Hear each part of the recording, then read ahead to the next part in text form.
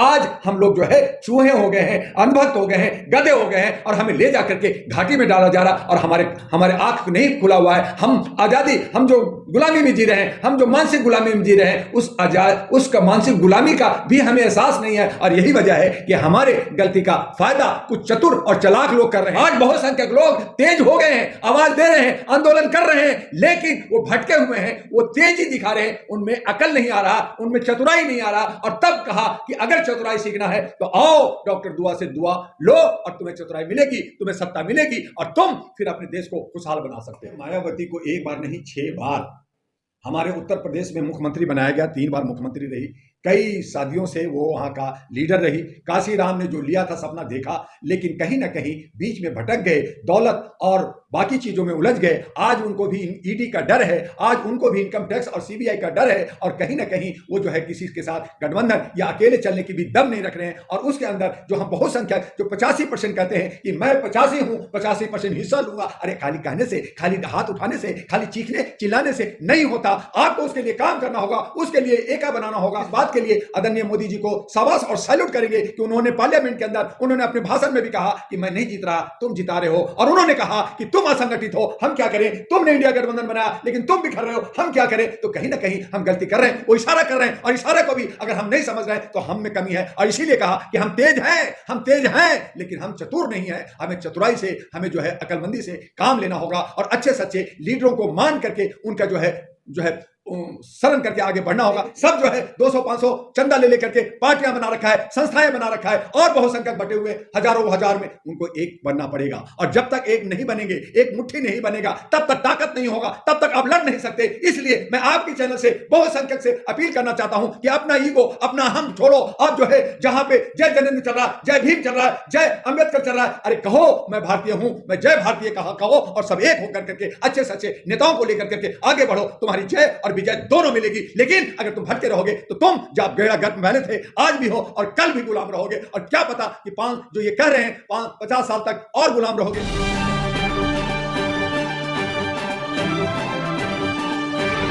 क्या कहेंगे जिस तरीके से एक के बाद एक झटका लगता चला जा रहा है इंडिया गठबंधन को? अब जो है जयंत चौधरी जी ने भी पलटी मार दी है और वो भाजपा में जाके शामिल हो रहे हैं, क्या लगता है? प्राइम टाइम को मैं अभिनंदन करता हूं और आप जो गंभीर विषय उठाते हैं जनता के बीच में, ये बहुत ही बेहतर है। आपका चैनल ज़्यादा से ज़्यादा लोग देखें, ये मैं शुभकामना दूंगा। और जो हालात आज नफरत की बाजार लगी हुई है, आज जिस तरह से सत्ता को पाने के लिए, चाहे सत्ता में जो बैठे हैं वो अपना अथक प्रयास में लगे रहते हैं कि तोड़ो फोड़ो और सब हमारे हो जाओ, और कांग्रेस के ऑफिस में ताला लग जाए, बाकी पार्टियां की ताला लग जाए, विपक्ष खत्म हो जाए। तो इस तरह की जो प्रक्रिया चल रही है, ये लोकतंत्र के लिए बहुत खतरा है। संविधान, जो देश में संविधान लागू होना से चलना चाहिए, उसको लोग धक्का बना लिया है, उसको पॉकेट का बना लिया है। और यही वजह है कि न सिर्फ विधायिका बल्कि न्यायपालिका भी उसमें रंग गया है। और जहाँ तक ईडी और इनकम टैक्स और सीबीआई की बात करें, ये एक स्टूल हो गया है, एक ऐसा हथियार हो गया है सत्ता पक्ष का कि जिसको चाहो उस पर उसको बार करो, उस पर अटैक करो। तो ये जो पार्टियां तोड़ने की बात है कि पार्टी इधर से उधर जाओ, ये दल बंधु जो सिस्टम है, इस पर जो है एक कानून होना चाहिए कि जो पार्टी में जो लोग हैं उसी में रहेंगे, दूसरे में नहीं रहेंगे। और अगर दूसरे में जाते हैं तो अयोग्य घोषित होगा। ये कहीं ना कहीं जनता को बेवकूफ़ बनाया जाता है। और ये लोग जो है, ये एक ही थाली के चट्टे बट्टे लोग, ये इस तरह का जो खेल खेलते हैं, इससे जनता को नुकसान होता है।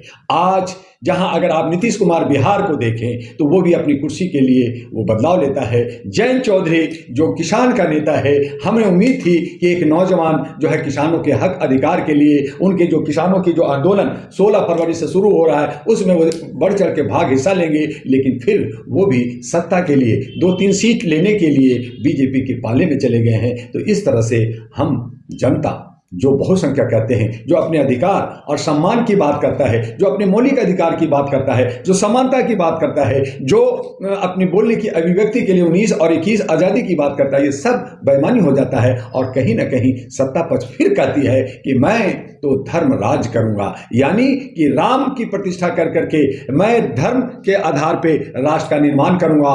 और जो साधु सन्यासी हैं उनसे सलाह और मशवरा लेके, यानी जो आज से 1500 साल पहले जो सनातन सिस्टम में होता था, राजा लोग जो है अपने ऋषि मुनियों से पूछ कर करके राज्य चलाते थे, आज की सरकार वही चाहती है। तो फिर मैं जानना चाहता हूं, जनता से जानना चाहता हूं, इन ज्ञानविद और बुद्धिजीवियों से मैं जानना चाहता हूं, ये जो विधायिका, न्यायपालिका, कार्यपालिका से और मीडिया से, कि क्या हमारे यहाँ संविधान नहीं है? क्या हमारे ये धर्मनिरपेक्ष राज्य गणतंत्र नहीं है? भाजपा लेके तो चलती है संविधान को, कहाँ चल रही है? अगर चलती तो 22 जनवरी को अयोध्या में हमारे आदरणीय माननीय सम्माननीय मोदी जी, मैं उनको सम्माननीय मोदी जी कह रहा हूं, उनको कह रहा हूं, तो उन्होंने क्यों कहा 4 बार अपने स्पीच में कि मैं राम राज्य से राष्ट्र का निर्माण करूंगा और साधु सन्यासियों का से सलाह मशवरा करूंगा? भैया, जब संविधान है तो संविधान से, कानून भारत के अंदर एक है तो एक कानून से कीजिए ना। आप एक तरफ पार्लियामेंट में कहते हैं मैं सब भ्रष्टाचारियों को देख लूंगा, मैं सबको अंदर करूंगा, कहिए, बहुत अच्छी बात है। विपक्ष कर रहे हैं तो पक्ष में भी जो है वो जितने लोग भ्रष्टाचारी हैं, चाहे पक्ष हो या विपक्ष हो, भ्रष्टाचारी भ्रष्टाचारी होता है, आतंकवादी आतंकवादी होता है, अलगाववादी अलगाववादी होता है, उसका कोई जात और बात नहीं होता, वो एक अलग ही सिस्टम है। तो आप उस पर एक्शन लीजिए जो कानून कहता है। जिस पर घोटाले सिद्ध होंगे, आरोप सिद्ध होंगे, भ्रष्टाचार साबित होगा, तभी तो उसको जेल में डाला जाएगा। जिनके साथ हो रहा है जब किसी पे एफआईआर लॉन्च होता है तो उसकी इंक्वायरी होती है, उसके लिए एक सिस्टम बना हुआ कानून के अंदर। बिना इंक्वायरी, बिना सबूत, बिना कुछ का आप जो है अरेस्ट करते हैं, दूसरे को बोलने का मौका नहीं देते हैं। तो मौका, हमारा ये डेमोक्रेसी जो है, ये गणतंत्र है, इसमें प्रजातंत्र है, इसमें पूछा जाता है, उसकी इंक्वायरी होती है, जांच होती है, और जांच के बाद अगर ये साबित होता है कि वो विक्टिम है, वो दोषी है, आप उसको सजा दीजिए जो कानून के दायरे में है। लेकिन यहां पे तो ये हो रहा है कि किसी ने कह दिया कि वो ऐसा कहा, किसी ने सुना दिया ऐसा कहा। आज सोशल मीडिया में, आज जो है इलेक्ट्रॉनिक जमाने में बहुत कैस्ट पेस्ट होता है, वोटों में और वॉइस में चेंज कर दिया जाता है। तो आप बिना किसी के, आपका कहा कि कौवा कान ले गया तो आप कौवा को ढूंढ रहे हैं, अरे कान देखिए कि कान आपका सही है कि नहीं है। तो आज ना देख करके और आप जो है लोगों को दोषी करके अगर जेल भेजते हैं, ईडी का दर्द दिखाते हैं, आप जो है विपक्ष को विहीन करना चाहते हैं, खत्म करना चाहते हैं, तो ये लोकतंत्र की खूबसूरती पे काला धब्बा। तो अपने आप ही खत्म होता चला जा रहा है। पहले ममता गई, अब फिर नीतीश गए, अब जयंत चौधरी भी चले गए। क्या लगता है इंडिया गठबंधन में कितना आधार बाकी रह गया, कितनी जान बाकी रह गई? जर्नलिस्ट महोदय, बहुत अच्छी बात, बहुत अच्छा सवाल है आपका। आज भारत के अंदर 3,500 से ज्यादा पार्टियां जो रजिस्टर्ड है और 500 से ज्यादा पार्टियां जो है लोकसभा और बाकी जो है चुनाव में हिस्सा लेती है, लेकिन उनको कहीं जनाधार नहीं मिलता। जो बड़े कॉर्पोरेट कंपनी बना रखा है पार्टी को, वही लोग जो है एक या दो या 3 वही आते हैं। तो जनता अब जो है त्राही त्राही कर गया है, त्रस्त हो गया है। और इसीलिए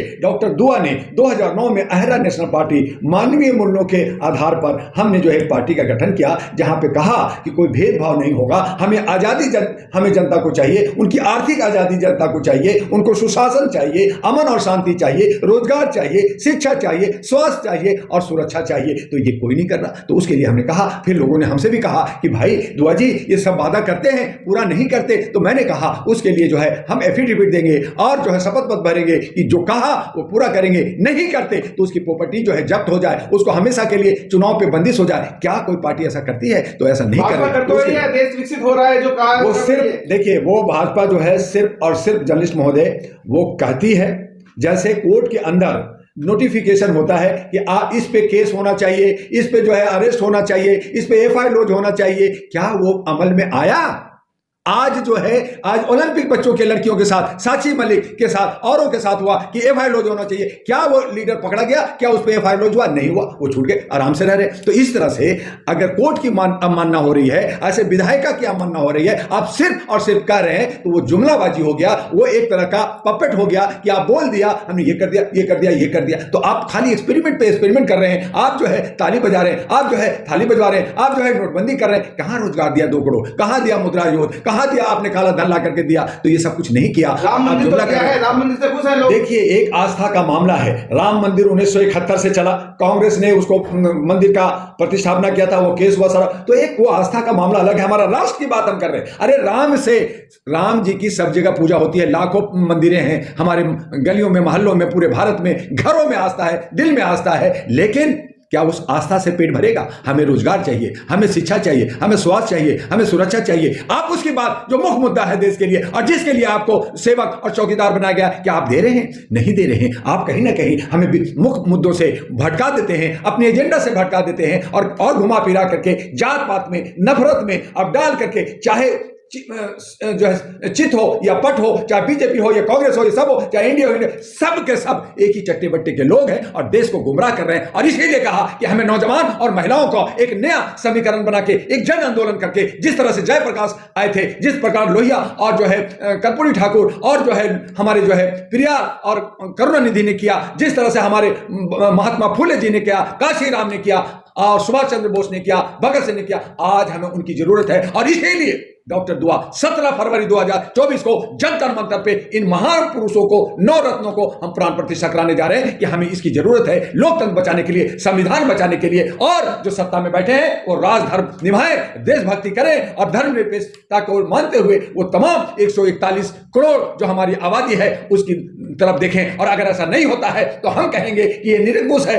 ये तानाशाह है, ये हिटलर है और यही हमारा जो है देश का बेड़ा गर्क कर करके हमें एक तरफ शीशा दिखाता है और हमें अंधभक्ति कर करके हमें जो है गड्ढे में और हमें जो है खाई में डाल रहा है। मैं तीसरी क्लास में पढ़ा था कि बहुत सारे चूहे हैं, उनको चूहे उपद्रव मचा रहे हैं, तो एक मुरली को बढ़ाया, मुरली बजाए और सब चूहों को ले जाकर के उन्होंने जो है घाटी में फेंक दिया। तो आज हम लोग जो है चूहे हो गए हैं, अंधभक्त हो गए हैं, गधे हो गए हैं और हमें ले जाकर के घाटी में डाला जा रहा। और हमारे आंख नहीं खुला हुआ है। हम आजादी, हम जो गुलामी में जी रहे हैं, हम जो मानसिक गुलामी में जी रहे हैं, उस मानसिक गुलामी का भी हमें एहसास नहीं है। और यही वजह है कि हमारे गलती का फायदा कुछ चतुर और चालाक लोग कर रहे हैं। आज बहुत संख्यक लोग तेज हो गए हैं, आवाज दे रहे हैं, आंदोलन कर रहे हैं, लेकिन वो भटके हुए हैं, वो तेजी दिखा रहे हैं, उनमें अकल नहीं आ रहा, उनमें चतुराई नहीं आ रहा। और तब कहा कि अगर चतुराई सीखना है तो आओ डॉक्टर दुआ से दुआ लो और तुम्हें चतुराई मिलेगी, तुम्हें सत्ता मिलेगी और तुम फिर अपने देश को खुशहाल बना सकते हो। आखिरी सवाल है, इंडिया गठबंधन जिस तरीके से कमजोरी आ रही है, क्या मायावती की ओर रुख कर सकते हैं? क्योंकि दलित वोट जहां जाते हैं सत्ता उसकी ओर भागती है। अब कहा जा रहा है कि मायावती अगर 24 में शामिल हो जाती है, 24 के चुनाव के नतीजे रखते हुए इंडिया में, तो उनका फायदा होगा और वाकई में इंडिया गठबंधन में मजबूती आएगी। देखिए जर्नलिस्ट महोदय, मायावती को एक बार नहीं 6 बार हमारे उत्तर प्रदेश में मुख्यमंत्री बनाया गया, 3 बार मुख्यमंत्री रही, कई सदियों से वो वहाँ का लीडर रही। काशीराम ने जो लिया था सपना देखा, लेकिन कहीं ना कहीं बीच में भटक गए, दौलत और बाकी चीजों में उलझ गए। आज उनको भी ईडी का डर है, आज उनको भी इनकम टैक्स और सीबीआई का डर है और कहीं ना कहीं वो जो है किसी के साथ गठबंधन या अकेले चलने की भी दम नहीं रख रहे हैं। और उसके अंदर जो हम बहुत संख्यक जो 85% कहते हैं कि मैं 85 हूँ, 85% हिस्सा लूंगा, अरे खाली कहने से, खाली हाथ उठाने से, खाली चीखने चिल्लाने से नहीं होता। आपको उसके लिए काम करना होगा, उसके लिए एका बनाना होगा। और इसके लिए हम इस बात के लिए आदरणीय मोदी जी को शाबाश और सैल्यूट करेंगे कि उन्होंने पार्लियामेंट के अंदर उन्होंने अपने भाषण में भी कहा कि मैं नहीं जीत रहा, तुम जिता रहे हो। और उन्होंने कहा कि तुम असंगठित हो, हम क्या करें, तुमने इंडिया गठबंधन बनाया लेकिन तुम बिखर रहे हो, हम क्या करें। तो कहीं ना कहीं हम गलती कर रहे हैं, वो इशारा कर रहे हैं और इशारे को भी अगर हम नहीं समझ रहे हैं तो हम में कमी है। और इसीलिए कहा कि हम तेज हैं लेकिन हम चतुर नहीं है। हमें चतुराई से, हमें जो है अकलमंदी से काम लेना होगा और अच्छे सच्चे लीडरों को मान करके उनका जो है शरण करके आगे बढ़ना होगा। लेकिन हम सब लीडर बनते हैं, सब जो है 200-500 चंदा ले लेकर के पार्टियां बना रखा है, संस्थाएं बना रखा है और बहुसंख्यक बटे हुए हजारों हजार में उनको एक बनना पड़ेगा। और जब तक एक नहीं बनेंगे, एक मुट्ठी नहीं बनेगा, तब तक ताकत नहीं होगा, तब तक आप लड़ नहीं सकते। इसलिए मैं आपके चैनल से बहुसंख्यक से अपील करना चाहता हूं कि अपना ईगो, अपना हम छोड़ो। अब जो है जहां पे जय जनेन्द्र चल रहा है, जय भीम चल रहा है, जय अंबेडकर चल रहा है, अरे कहो मैं भारतीय हूं, मैं जय भारतीय कहो और सब एक होकर करके अच्छे सच्चे नेताओं को लेकर करके आगे बढ़ो। तुम्हारी जय और विजय दोनों मिलेगी। लेकिन अगर तुम भटके रहोगे तो तुम जब बेड़ा गर्क में थे, आज भी हो और कल भी गुलाम रहोगे। और क्या पता कि जो ये कह रहे हैं 50 साल तक और गुलाम रहोगे, आगे क्या होगा हमें नहीं